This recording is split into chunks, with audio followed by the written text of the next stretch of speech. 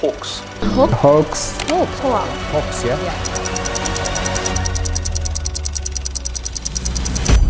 Bener nggak informasinya?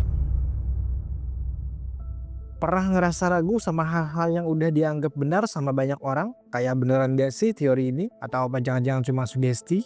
Keraguan seperti ini ternyata udah jadi bahan pemikiran serius sejak zaman Yunani kuno. Filsafat skeptisisme. Skeptisisme itu bukan sekedar sifat suka nyela atau nggak percaya sama apapun, tapi lebih cara berpikir kritis. Jadi bukan asal bilang itu bohong, tapi ngebongkar alasan dibalik keyakinan tertentu. Kalau zaman sekarang mungkin mirip kayak orang yang nggak gampang percaya sama berita hoax di media sosial.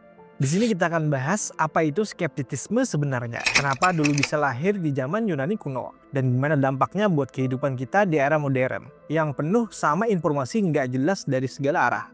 Tiap scroll TikTok, Instagram, atau YouTube, ada aja info baru. Mulai dari teori konspirasi, berita politik, sampai tips kesehatan yang katanya manjur. Kalau kita nggak skeptis, bisa-bisa ketelan bulat-bulat semua informasi tanpa mikir panjang. Filosofi skeptisisme ini ngajarin satu hal penting. Jangan gampang percaya, tapi jangan salah paham. Ini bukan ngajarin buat jadi sinis atau hidup penuh curiga. Justru skeptisisme ini bisa bikin kita lebih hati-hati dalam memilih mana yang benar masuk akal, mana yang cuma akal-akalan. Jadi kalau kamu sering dibilang kebanyakan mikir atau terlalu banyak tanya, bisa jadi kamu sebenarnya lagi ngejalanin prinsip skeptisisme. Dan percaya itu bukan kelemahan. Itu justru salah satu cara buat tidak gampang dikibulin zaman. Kita bahas pelan-pelan. Dari sejarahnya sampai aplikasinya di dunia kita sekarang. Siap-siap, karena berjalan skeptis ini bakal bikin kamu sadar kalau nggak semua yang kelihatan benar, itu benar bisa dipercaya.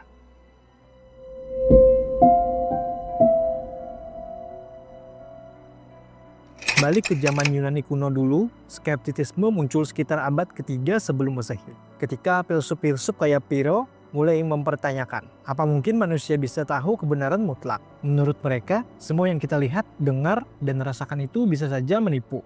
Misalnya, kamu lihat tongkat dimasukin ke air, kelihatan bengkok, padahal aslinya lurus. Dari situ, Piro mikir, kalau indera aja bisa ngeprank kita. Gimana bisa kita yakin sama pengetahuan yang katanya pasti? Dari sinilah skeptisisme mulai berkembang. Bedanya sama filsafat lain, skeptisisme nggak ngejar jawaban final. Mereka lebih fokus pada pertanyaan. Jadi alih-alih bilang ini kebenarannya, mereka lebih suka bilang coba pikir lagi, bener nggak? Agak nyebelin. Tapi disitulah asiknya. Buat Piro dan pengikutnya, ketenangan batin bisa muncul justru saat kita berhenti ngotot cari kebenaran mutlak. Karena kadang terlalu yakin malah bikin kita stres. Mereka menyebut keadaan tenang itu dengan istilah atraksia, alias bebas dari keresahan. Kalau ditarik dari kehidupan modern, skeptisisme mirip kayak orang yang gak gampang ke-trigger sama perdebatan di internet. Daripada ribut soal siapa yang paling benar, mereka lebih memilih diem, mikir, dan nikmati kedamaian batin.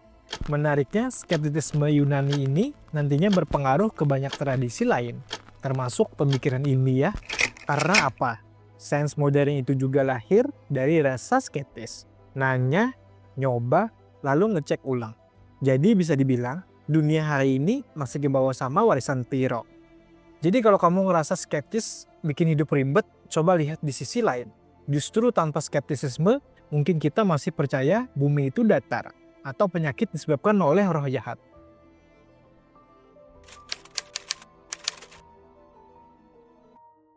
Kalau dipikir-pikir, sains modern itu sebenarnya anak kandung dari skeptisisme. Bayangin aja, peneliti nggak bakal percaya teori tanpa bukti. Mereka skeptis, tanya dulu, lalu uji coba. Tanpa keraguan itu, nggak bakalan ada penemuan penting kayak gravitasi, antibiotik, atau teknologi yang kamu pakai buat nonton video ini. Skeptisisme bikin orang jadi kritis sama klaim-klaim besar. Kalau ada yang bilang air ini bisa nyembuhin semua penyakit, orang skeptis bakal mikir, oke, buktinya mana? Ada penelitian atau cuma promosi? Nah, pola pikir kayak gini yang bikin masyarakat gak gampang ketipu. Dalam dunia akademis, skeptisisme bahkan dianggap jadi motor penggerak kemajuan. Setiap teori, seberapapun kerennya, harus siap diuji, ditantang, dan bahkan dibantah. Kalau nggak ada yang skeptis, mungkin kita masih percaya bumi itu pusat alam semesta, bukannya matahari. Tapi lucunya, skeptisisme bukan berarti anti ilmu. Justru kebalikannya. Skeptisisme bikin kita terbuka sama kemungkinan baru. Karena kita sadar bisa aja yang kita tahu sekarang ternyata salah. Jadi itu bikin kita lebih fleksibel dalam menerima pengetahuan baru. Bayangin kalau kamu nggak skeptis sama sekali. Bisa aja kamu percaya iklan obat instan di internet tanpa mikir panjang. Padahal bisa aja obat itu berbahaya. Disinilah skeptis jadi tameng. Biar kita nggak gampang dimanfaatin orang lain. Skeptisisme juga ngajarin kalau pengetahuan itu sifatnya sementara. Ilmu hari ini bisa aja diganti sama temuan baru besok. Bukan berarti yang lama bohong. Tapi sains emang kerjanya kayak gitu. Terus berubah sesuai data terbaru. Jadi kalau kamu pengen hidup lebih rasional di zaman banjir informasi, belajar jadi skeptis itu penting banget. Gak semua harus dipercaya mentah-mentah. Tapi jangan juga ditolak mentah-mentah. Intinya jangan malas mikir.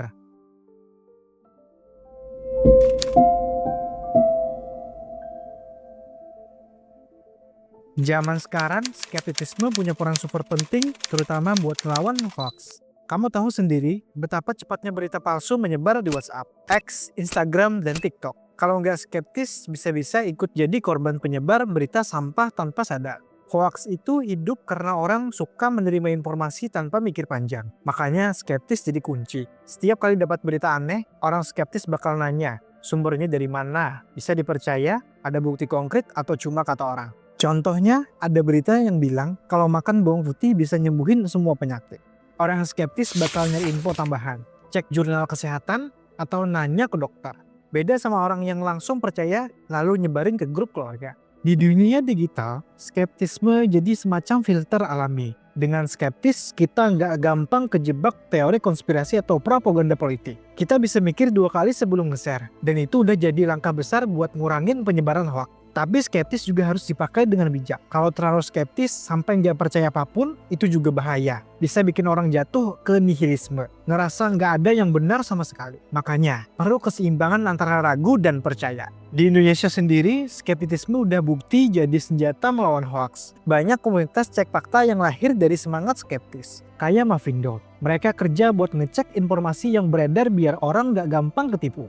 Kalau kamu pengen jadi netizen yang cerdas, skeptis itu wajib hukumnya. Jangan cuma jadi mesin share di grup WhatsApp. Lebih baik tahan jari sebentar, cek dulu, mulai percaya, baru sedarin.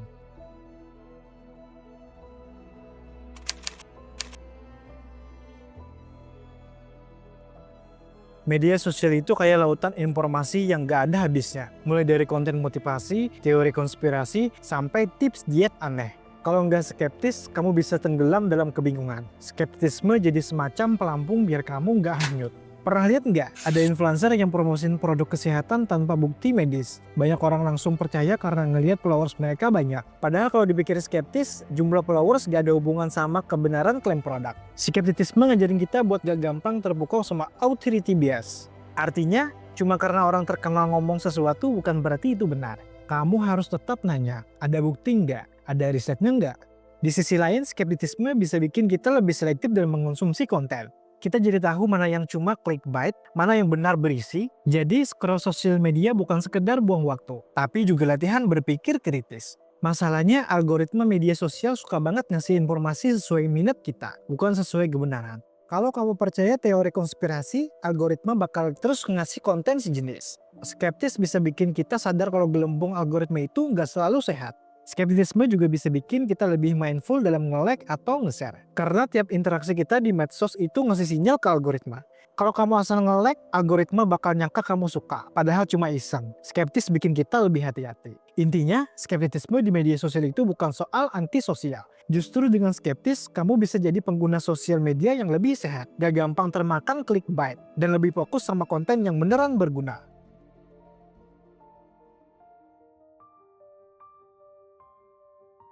Skeptisisme itu nggak cuma soal filsafat atau teori berat, tapi juga nyangkut ke hal-hal simpel dalam hidup sehari-hari. Misalnya saat kamu ditawarin barang murah di online, skeptis bikin kamu mikir 2 kali, ini asli atau abal-abal. Keraguan kayak gini bisa nyelamatin dompet kamu dari penipuan. Di dunia kerja juga sama, skeptisisme bikin kita nggak gampang menerima ide mentah-mentah. Bukannya sok tahu, tapi lebih pengen memastikan ide itu lebih realistis dan bisa jalan. Jadi, hasil akhir justru lebih matang. Bahkan dalam hubungan pribadi, skeptisisme punya peran. Kalau ada gosip tentang teman, orang skeptis nggak langsung percaya. Mereka nunggu bukti, denger langsung, atau cross-check dulu. Itu bikin hubungan sosial lebih sehat, karena nggak gampang merusak gara-gara fitnah. Skeptisisme juga bisa jadi filter waktu kita ngambil keputusan besar. Mau beli rumah, milih pasangan, atau bahkan nentuin jurusan kuliah. Dengan skeptis kita lebih hati-hati, nggak gampang terbawa emosi, dan bisa ngelihat pilihan dari banyak sisi.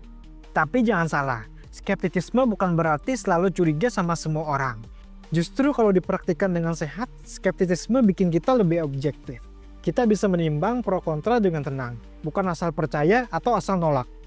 Kadang skeptis juga nyelamatin kita dari kesalahan sepele, kayak waktu kamu nyobain tren diet instan yang lagi viral. Dengan skeptis, kamu nyari dulu apakah benar aman atau cuma marketing, bisa jadi itu bikin kamu terhindar dari masalah kesehatan. Jadi bisa dibilang skeptis itu rem dalam hidup. Tanpa rem, mobil bisa jadi ngebut tapi rawan nabrak. Dengan rem, perjalanan lebih aman. Skeptis bisa bikin kita tetap jalan, tapi dengan kendali yang lebih baik.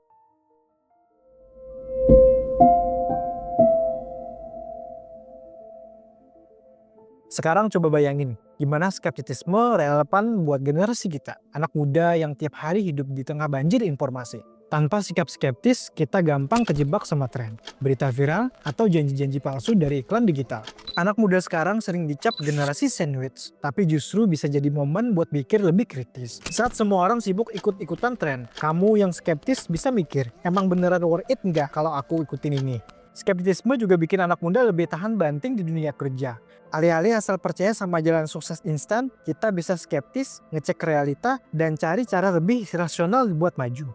Jadi nggak gampang kecewa kalau kenyataannya nggak sesuai ekspektasi. Di dunia percintaan pun skeptisisme relevan. Anak muda sering gampang baper gara-gara kata-kata manis. Skeptisisme bikin kita mikir, dia serius atau cuma main-main? Dengan begitu, hati lebih aman. Gak gampang patah cuma karena janji manis palsu. Skeptisisme juga bisa jadi bekal buat bikin keputusan finansial. Anak muda sering jadi target investasi bodong atau pinjol ilegal. Dengan skeptis, kita gak gampang percaya sama iming-iming bunga tinggi atau hasil instan. Yang menarik, skeptisisme gak harus bikin anak muda kehilangan semangat.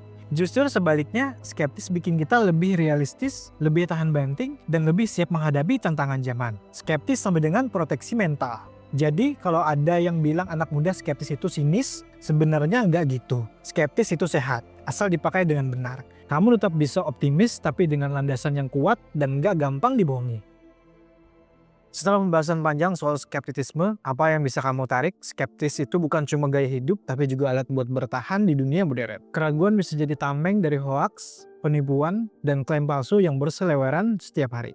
Skeptis itu punya akar yang dalam sejak zaman Yunani kuno. Dari Pyrrho sampai ke sains modern. Skeptis sudah terbukti jadi motor penggerak pengetahuan. Tanpa skeptis, mungkin kita nggak bakal sampai di era teknologi kayak sekarang. Skeptis itu relevan banget buat kita, anak muda di era digital, bukan cuma bikin hidup lebih aman, tapi juga bikin lebih kritis, lebih realistis, dan siap menghadapi dunia yang penuh dengan informasi tumpang tindih. Tapi ingat, skeptis harus dipakai dengan bijak. Kalau kebablasan, bisa jadi sinis, gak percaya apapun, dan akhirnya malah bikin hidup makin susah. Kuncinya ada di keseimbangan, ragu seperlunya, percaya sewajarnya. Jadi gimana menurut kamu? Apakah skeptisisme itu bikin hidup lebih ribet, atau justru bikin lebih cerdas? Tulis pendapat kamu di kolom komentar, karena aku pengen tahu gimana cara kamu memaknai keraguan. Sampai sini dulu obrolan santai kita, jangan lupa like, share, dan subscribe. Biar kamu gak ketinggalan konten-konten santai tapi penuh makna. Ingat, rebahan boleh, tapi otak tetap jalan.